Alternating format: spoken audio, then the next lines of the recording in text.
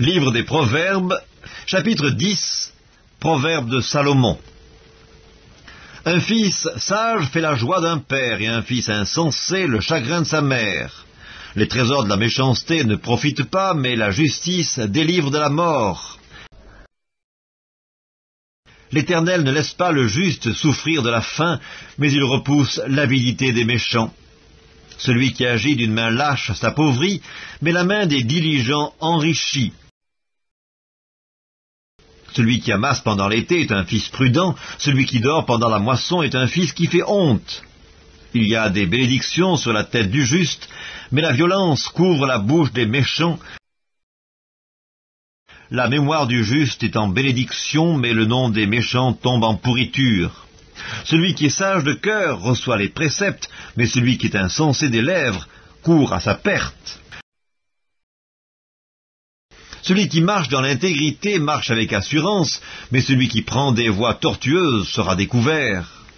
Celui qui cligne les yeux est une cause de chagrin, et celui qui est insensé des lèvres court à sa perte. La bouche du juste est une source de vie, mais la violence couvre la bouche des méchants.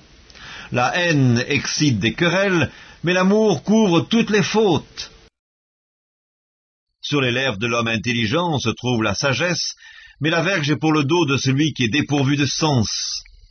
Les sages tiennent la science en réserve, mais la bouche de l'insensé est une ruine prochaine.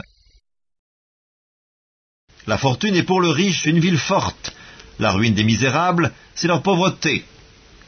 L'œuvre du juste est pour la vie, le gain du méchant est pour le péché. Celui qui se souvient de la correction prend le chemin de la vie, mais celui qui oublie la réprimande s'égare.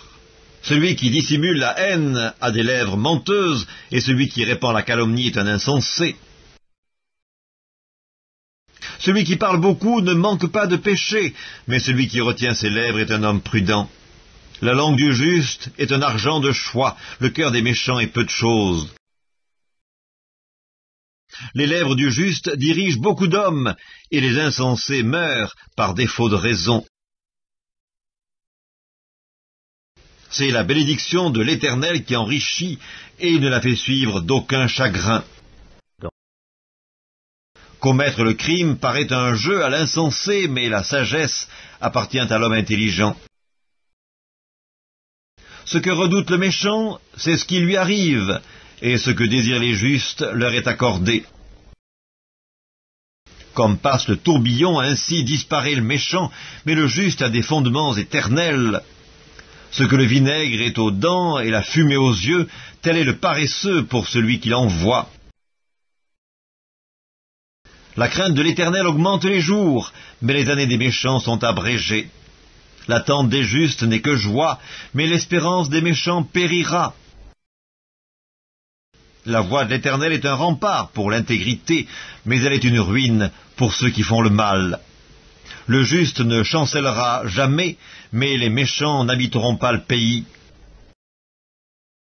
La bouche du juste produit la sagesse, mais la langue perverse sera retranchée.